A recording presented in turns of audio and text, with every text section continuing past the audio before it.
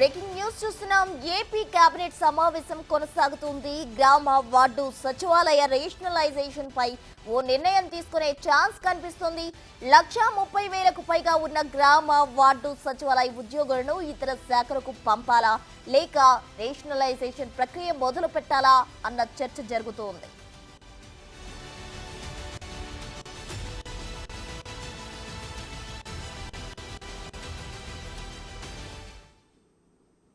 ఏపీలో కేబినెట్ భేటీ కొనసాగుతోంది. దీనికి సంబంధించి పూర్తి వివరాలు మా ప్రతినిధి సాయి శంకర్ అందించేందుకు సిద్ధంగా ఉన్నారు. సాయి శంకర్, తాజా డీటెయిల్స్ ఏంటి?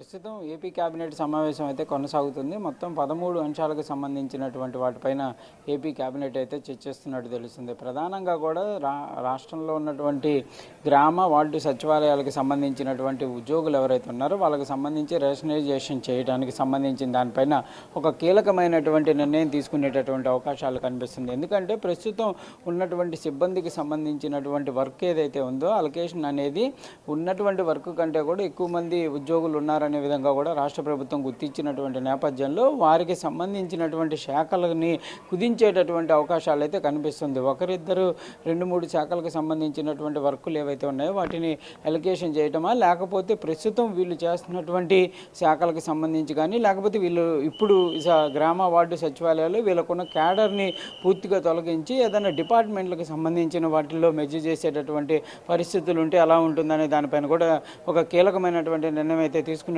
అవకాశాలు అయితే స్పష్టంగా కనిపిస్తున్నాయి. దాంతోపాటు రాష్ట్ర వ్యాప్తంగా అంటే ప్రస్తుతం ఈ 1,30,000 మంది ఉద్యోగులకు సంబంధించినటువంటి అంశం పైన అయితే ఒక కీలకమైనటువంటి నిర్ణయం అయితే ఈరోజు క్యాబినెట్లో వెలువడించేటటువంటి అవకాశాలు కనిపిస్తున్నాయి. దాంతోపాటు రాష్ట్రంలో మరో 62 అన్న క్యాంటీన్లకు సంబంధించినటువంటి ఏర్పాట్లకు సంబంధించినటువంటి అంశంలో కూడా ఈరోజు రాష్ట్ర క్యాబినెట్ అయితే ఆమోదం తీసుకునేటటువంటి అవకాశం కనిపిస్తుంది. దీనిపైన కూడా చర్చ కొనసాగుతున్నట్లు తెలుస్తుంది. దాంతోపాటు పెట్టుబడులకు సంబంధించినటువంటి అంశాలపైన కూడా కీలకంగా చర్చ జరిగేటటువంటి అవకాశాలు అయితే స్పష్టంగా కనిపిస్తున్నాయి. రాష్ట్రానికి సంబంధించి దావోస్ పర్యటనలో సీఎం చంద్రబాబు దావోస్ పర్యటన నేపథ్యంలో ఎలాంటి అంశాలపైన కూడా ఫోకస్ చేయాలి అనే దానికి సంబంధించినటువంటి అంశం పైన అయితే ఈరోజు క్యాబినెట్లో అయితే చర్చ జరుగుతున్నట్టు తెలుస్తుంది. ప్రధానంగా దీనిపైన ఎక్కువగా దృష్టి పెట్టేటటువంటి అవకాశాలు ఉన్నాయి. దాంతోపాటు గ్రామ వార్డు సచివాలయాలకు సంబంధించినటువంటి ఉద్యోగులకు సంబంధించినటువంటి అంశం పైన కూడా దృష్టి పెట్టేటటువంటి అవకాశాలు కనిపిస్తున్నాయి. దాంతోపాటు